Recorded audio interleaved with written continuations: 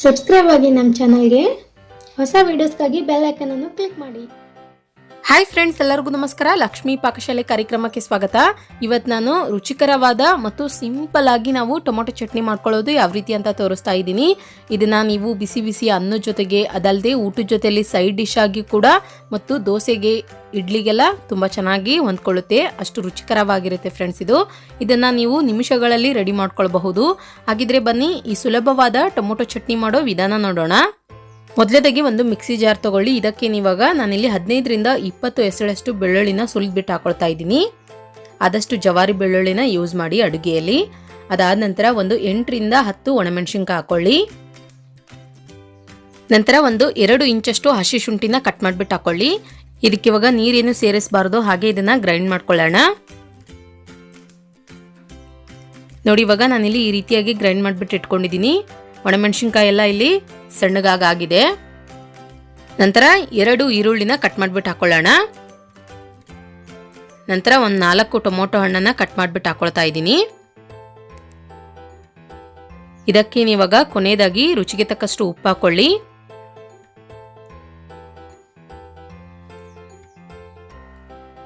ಇದಕ್ಕಿವಾಗ ಮತ್ತೆ ಏನು ಸೇರಿಸೋ ಅವಶ್ಯಕತೆ ಇಲ್ಲ. ಇದನ್ನ ಇವಾಗ ಗ್ರೈಂಡ್ ಮಾಡ್ಕೊಳ್ಳೋಣ. ಆದಷ್ಟು ನೈಸ್ ಆಗಿ ಗ್ರೈಂಡ್ ಮಾಡ್ಕೊಳ್ಬೇಕು ಇದನ್ನ. ಓಕೆ, ನೋಡಿ ಫ್ರೆಂಡ್ಸ್, ಇವಾಗ ನಾನಿಲ್ಲಿ ಈ ರೀತಿಯಾಗಿ ಗ್ರೈಂಡ್ ಮಾಡಿಬಿಟ್ಟು ಇಟ್ಕೊಂಡಿದ್ದೀನಿ. ತುಂಬ ಕಲರ್ಫುಲ್ ಆಗಿ ತುಂಬ ನೈಸ್ ಆಗಿ ಬಂದಿದೆ ಚಟ್ನಿ. ಮನೆಯಲ್ಲಿ ಒಣಮೆಣಸಿನ್ಕಾಯಿ ಇಲ್ಲ ಅಂತಂದರೆ ನೀವು ಅಚ್ಕಾರದ ಪುಡಿನ ಕೂಡ ಯೂಸ್ ಮಾಡಬಹುದು. ಇದಕ್ಕೆ ಇವಾಗ ಒಗ್ಗರಣೆ ರೆಡಿ ಮಾಡ್ಕೊಳ್ಳೋಣ. ಗ್ಯಾಸ್ ಆನ್ ಮಾಡ್ಕೊಂಡ್ಬಿಟ್ಟು ಒಂದು ಪಾತ್ರೆ ಇಟ್ಕೊಳ್ಳಿ. ಅದು ಬಿಸಿಯಾದ ನಂತರ ಅದಕ್ಕೆ ಇವಾಗ ಎಣ್ಣೆ ಹಾಕ್ಕೊಳ್ಳೋಣ.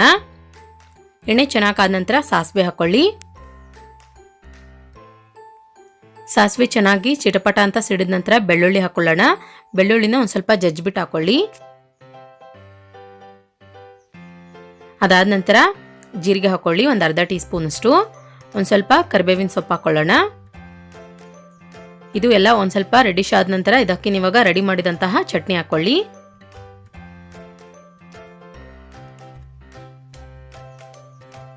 ಇದನ್ನ ಹಾಕಿದ ನಂತರ ನೋಡಿ, ಒಂದ್ಸಲ ಚೆನ್ನಾಗಿ ಮಿಕ್ಸ್ ಮಾಡ್ಕೊಂಡ್ಬಿಟ್ಟು ಟೀ ಕುಡಿಯೋ ಕಪ್ಪಿಂದ 1 ಕಪ್ನಷ್ಟು ನೀರು ಹಾಕೊಳ್ಳಿ. ನಾನಿಲ್ಲಿ ಮಿಕ್ಸಿ ಜಾರ್ ತೊಳೆದ್ಬಿಟ್ಟು ನೀರು ಯೂಸ್ ಮಾಡಿದ್ದೀನಿ. ಇದನ್ನ ಇವಾಗ ನೋಡಿ ಒಂದ್ಸಲ ಚೆನ್ನಾಗಿ ಮಿಕ್ಸ್ ಮಾಡ್ಕೊಂಡ್ಬಿಟ್ಟು ರುಚಿ ನೋಡ್ಕೊಳ್ಳಿ. ಮೊದಲು ಕೂಡ ಉಪ್ಪು ಹಾಕಿರ್ತೀವಿ ನಾವು. ಈ ಟೈಮಲ್ಲಿ ನೀರು ಹಾಕಿರೋದ್ರಿಂದ ಉಪ್ಪಿನ ಪ್ರಮಾಣ ಕಡಿಮೆ ಅನಿಸಿದ್ರೆ ಒಂದು ಸ್ವಲ್ಪ ಉಪ್ಪು ಹಾಕೊಳ್ಬಹುದು. ಇದನ್ನ ಇವಾಗ ಮೇಲ್ಗಡೆ ಮುಚ್ಚಿಬಿಟ್ಟು ಒಂದು 4 ರಿಂದ 5 ನಿಮಿಷ ಕಡಿಮೆ ಉರಿಯಲ್ಲಿಟ್ಬಿಟ್ಟು ಕುದಿ ಬರೋವರೆಗೂ ಕುದಿಸ್ಕೊಳ್ಳಿ. ನೋಡಿ ಇವಾಗ ಫ್ರೆಂಡ್ಸ್, ಟೊಮೊಟೊ ಚಟ್ನಿ ಇಲ್ಲಿ ಕುದಿ ಚೆನ್ನಾಗಿ ಬರ್ತಾ ಇದೆ. ಈ ರೀತಿಯಾಗಿ ಮೇಲ್ಗಡೆ ಒಂದು ಸ್ವಲ್ಪ ಎಣ್ಣೆ ತೇಲ್ಬೇಕದು, ಅಲ್ಲಿವರೆಗೂ ಚೆನ್ನಾಗಿ ಕುದಿಸ್ಕೊಳ್ಬೇಕು. ಇದು ಇವಾಗ ರೆಡಿಯಾಗಿದೆ. ನಂತರ ಗ್ಯಾಸ್ ಆಫ್ ಮಾಡ್ಕೊಂಡ್ಬಿಡೋಣ. ಈ ರೆಸಿಪಿ ಬಂದ್ಬಿಟ್ಟು ಫ್ರೆಂಡ್ಸ್ ಬ್ಯಾಚುಲರ್ಸ್ಗೂ ಕೂಡ ತುಂಬ ಯೂಸ್ ಆಗುತ್ತೆ. ನಾವು ಇಮಿಡಿಯೇಟ್ ಆಗಿ ರೈಸ್ ಜೊತೆಲಿ ಏನಾದರೂ ಮಾಡ್ಕೊಳ್ಬೇಕು ಅಂತ ಅನಿಸಿದ್ರೆ ದಿಢೀರಾಗಿ ನಾವು ಈ ಥರ ಚಟ್ನಿ ಮಾಡ್ಕೊಳ್ಬಹುದು. ಅದಲ್ಲದೆ ನೀವು ಈ ಚಟ್ನಿನ 2 ರಿಂದ 3 ದಿನಗಳವರೆಗೂ ಆರಾಮಾಗಿ ಸ್ಟೋರ್ ಮಾಡಿಬಿಟ್ಟು ತಿನ್ನಬಹುದು. ಏನೂ ಹಾಳಾಗಲ್ಲ ಇದು. ಯಾಕಂದರೆ ನಾವು ಟೊಮೊಟೊ ಹಣ್ಣು ಜಾಸ್ತಿಯಾಗಿ ಬಳಸಿರೋದ್ರಿಂದ, ಹುಳಿ ಅಂಶ ಇರೋದ್ರಿಂದ ಮತ್ತು ಚೆನ್ನಾಗಿ ಕುದಿಸ್ಕೊಂಡಿರ್ತೀವಿ. ಸೊ ಅದಕ್ಕೋಸ್ಕರ ಬೇಗ ಹಾಳಾಗಲ್ಲ ಈ ಚಟ್ನಿ.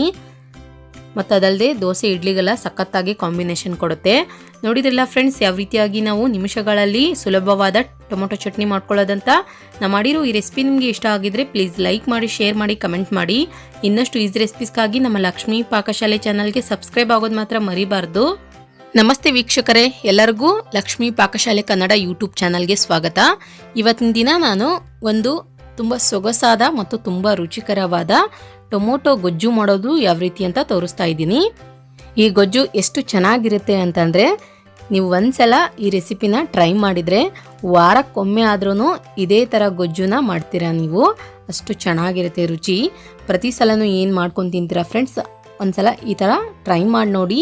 ಹೀಗಿತ್ತು ಅಂತ ನಮ್ಮ ಕಮೆಂಟ್ ಬಾಕ್ಸ್ನಲ್ಲಿ ತಪ್ಪದೇ ಕಮೆಂಟ್ ಮಾಡಿಬಿಟ್ಟು ತಿಳಿಸಿ ಅಂತ ಹೇಳ್ತಾ ಬನ್ನಿ. ಹಾಗಿದ್ರೆ ಈ ಟೊಮೊಟೊ ಗೊಜ್ಜು ಮಾಡೋದು ಯಾವ ರೀತಿ ಅಂತ ನೋಡೋಣ. ಮೊದಲಿಗೆ ಗ್ಯಾಸ್ ಆನ್ ಮಾಡ್ಕೊಂಡ್ಬಿಟ್ಟು ಒಂದು ಪಾತ್ರೆ ಇಟ್ಕೊಳ್ಳಿ. ಅದು ಬಿಸಿಯಾದ ನಂತರ ಅದಕ್ಕೆ ನೀವಾಗ ಎಣ್ಣೆ ಹಾಕೊಳ್ಳೋಣ. ಎಣ್ಣೆ ಚೆನ್ನಾಗಿ ಬಿಸಿಯಾದ ನಂತರ ಒಂದು ಗಡ್ಡೆಯಷ್ಟು ಬೆಳ್ಳುಳ್ಳಿನ ಗಡ್ಡೆ ಬಿಡಿಸ್ಬಿಟ್ಟು ಒಂದು ಸ್ವಲ್ಪ ಜಜ್ಜಿಬಿಟ್ಟು ಹಾಕ್ಕೊಳ್ಳಿ. ಪೂರ್ತಿಯಾಗಿ ಸುಲ್ಕೊಳ್ಳೋ ಅವಶ್ಯಕತೆ ಏನಿಲ್ಲ. ನಂತರ ಒಂದು ಅರ್ಧ ಟೀ ಸ್ಪೂನಷ್ಟು ಸಾಸಿವೆ, ಅರ್ಧ ಟೀ ಸ್ಪೂನಷ್ಟು ಜೀರಿಗೆ ಹಾಕ್ಕೊಳ್ಳಿ. ಒಂದು ಸ್ವಲ್ಪ ಕರಿಬೇವಿನ ಸೊಪ್ಪು ಹಾಕ್ಕೊಳ್ಳೋಣ. ಎಲ್ಲ ಒಗ್ಗರಣೆನೂ ಒಂದು ಸ್ವಲ್ಪ ಕೆಂಪಾದ ನಂತರ ನಾನಿಲ್ಲಿ 1 ಕಪ್ನಷ್ಟು ಶೇಂಗಾ ಪೌಡರ್ ಎಣ್ಣೆಗೆ ಹಾಕ್ತಾ ಇದ್ದೀನಿ. ಇದನ್ನು ಹುರಿದ್ಬಿಟ್ಟು ಪೌಡರ್ ಮಾಡಿಬಿಟ್ಟು ಡೈರೆಕ್ಟಾಗಿ ಎಣ್ಣೆಗೆ ಹಾಕ್ಬಿಟ್ಟು ಈ ರೀತಿಯಾಗಿ ಒಂದು ಸ್ವಲ್ಪ ಫ್ರೈ ಮಾಡ್ಕೊಳ್ಬೇಕು ಎಣ್ಣೆಲೇನೆ. ಕಡಲೆ ಬೀಜದ ಪೌಡರ್ ಇದು.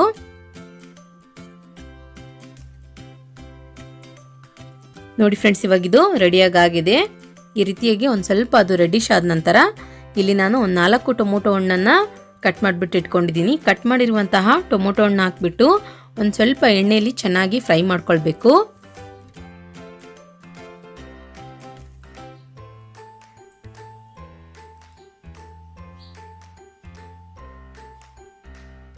ಅದಾದ ನಂತರ ಒಂದು ಚಿಟಿಕೆಯಷ್ಟು ಅರಿಶಿಣ ಪುಡಿ ಹಾಕ್ಕೊಳ್ಳಿ. ನಂತರ 1 ರಿಂದ 1.5 ಟೀ ಸ್ಪೂನಷ್ಟು ಅಚ್ಚ ಖಾರದ ಪುಡಿ ಹಾಕ್ಕೊಳ್ಳೋಣ. ನಂತರ ರುಚಿಗೆ ತಕ್ಕಷ್ಟು ಉಪ್ಪು ಹಾಕ್ಕೊಳ್ಳಿ.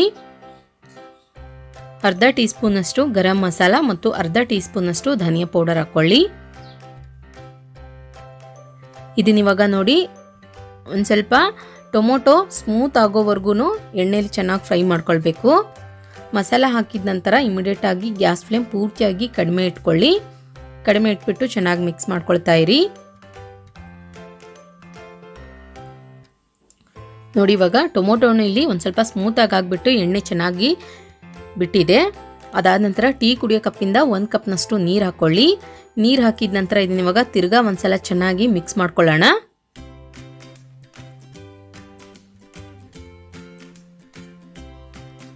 ಸ್ಪೂನಿಂದನೇ ಟೊಮೊಟೊ ಹಣ್ಣನ್ನು ಚೆನ್ನಾಗಿ ಮ್ಯಾಶ್ ಮಾಡ್ಕೊಳ್ಬೇಕು. ಕೊನೆಯದಾಗಿ ಫ್ರೆಂಡ್ಸ್, ಇವಾಗ ಇದಕ್ಕೇನೆ 1 ಟೀ ಸ್ಪೂನಷ್ಟು ಸಕ್ಕರೆ ಹಾಕ್ಕೊಳ್ಳಿ. ಸಕ್ಕರೆ ಹಾಕೊಳ್ಳೋದ್ರಿಂದ ಗೊಜ್ಜು ಇನ್ನೂ ಟೇಸ್ಟಿಯಾಗಿ ಬರುತ್ತೆ. ಇದನ್ನ ಇವಾಗ ಮೇಲ್ಗಡೆ ಮುಚ್ಚಿಬಿಟ್ಟು ಒಂದು 5 ನಿಮಿಷ ಪೂರ್ತಿ ಕಡಿಮೆ ಉರಿಯಲ್ಲಿಟ್ಬಿಟ್ಟು ಬೇಯಿಸ್ಕೊಳ್ಳೋಣ. ಓಕೆ ಫ್ರೆಂಡ್ಸ್, ಇವಾಗ ಒಂದು 5 ನಿಮಿಷ ಕಂಪ್ಲೀಟಾಗಿ ಆಗಿದೆ. ಚೆಕ್ ಮಾಡ್ಕೊಳ್ಳೋಣ.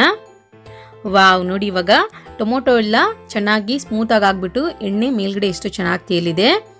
ಇದನ್ನು ನೀವು ಬಿಸಿ ಬಿಸಿ ರೈಸ್ ಜೊತೆಗೆ ಅಥವಾ ದೋಸೆ ಜೊತೆಗೆ ಆಗಿರಬಹುದು, ಇಡ್ಲಿ ಜೊತೆಗೆ ಆಗಿರಬಹುದು ತಿಂದರೆ ತುಂಬ ಒಳ್ಳೆ ಕಾಂಬಿನೇಷನ್ ಕೊಡುತ್ತೆ. ಖಂಡಿತ ನೀವು ಒಂದ್ಸಲ ಟ್ರೈ ಮಾಡಿ. ವಾರಕ್ಕೊಮ್ಮೆ ಆದ್ರೂ ತಪ್ಪದೇನೆ ಇದೇ ರೆಸಿಪಿ ಮಾಡ್ಕೊಂಡು ತಿಂತೀರಾ. ಇದಕ್ಕಿವಾಗ ಕೊನೆಯದಾಗಿ ಒಂದು ಸ್ವಲ್ಪ ಕೊತ್ತಂಬರಿ ಸೊಪ್ಪನ್ನು ಕ್ಲೀನಾಗಿ ವಾಶ್ ಮಾಡಿಬಿಟ್ಟು ಹಾಕ್ಕೊಳ್ಳೋಣ.